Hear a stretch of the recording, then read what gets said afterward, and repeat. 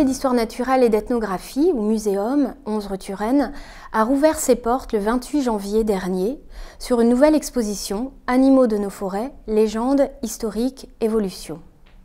Celle-ci durera une année entière puisqu'elle fermera ses portes le 23 décembre 2012.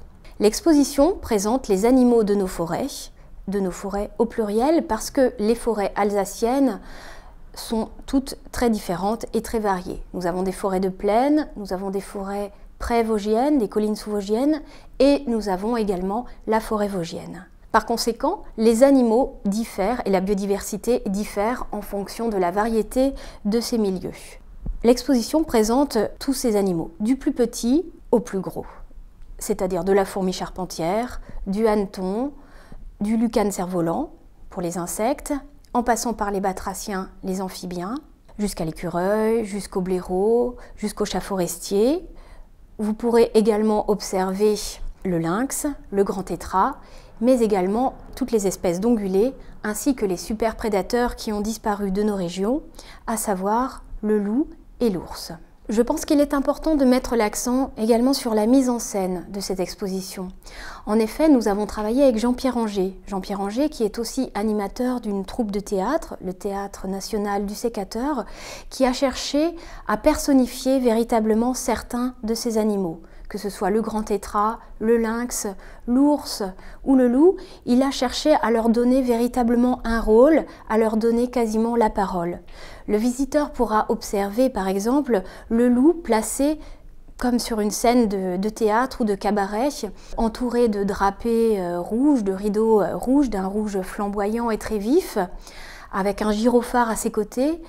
Le gyrophare voulant peut-être signifier l'aspect caricatural du regard de l'homme sur cette malheureuse bête qui a fait l'objet de nombreuses persécutions durant l'histoire, mais également pour rappeler que le loup est un animal carnivore, qu'il reste un animal et qu'il n'est pas un monstre et qui, comme je le rappelais, est tout à fait utile à l'équilibre écologique. Le visiteur pourra également observer dans la seconde salle les 5 espèces d'ongulés que l'on peut observer dans les forêts en Alsace. Nous avons en effet le daim, le promeneur pourra observer le cerf, il pourra observer également le sanglier, ainsi que le chevreuil.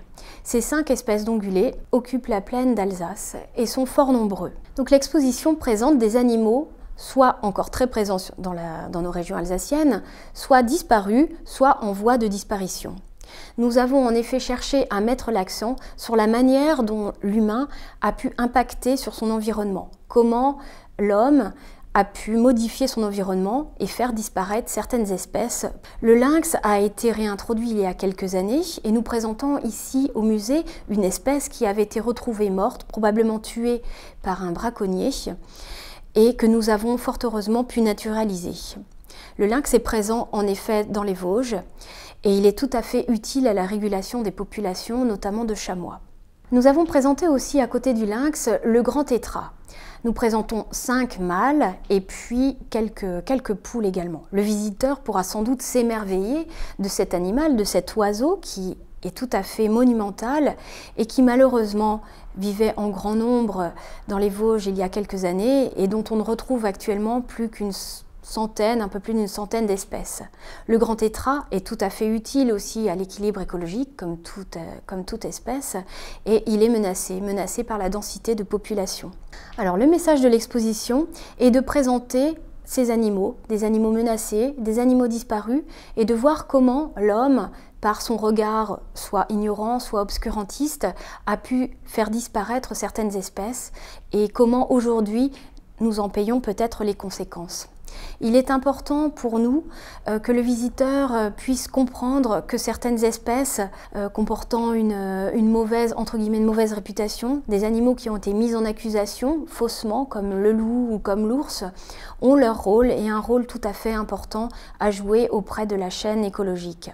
Et Jean-Pierre Anger, par sa mise en scène tout à fait intelligente et tout à fait originale, essaye de faire comprendre par ses jeux de couleurs, par ses jeux de lumière, à quel point cette nature est belle, à quel point cette nature est merveilleuse et à quel point elle est aussi fragile et en danger.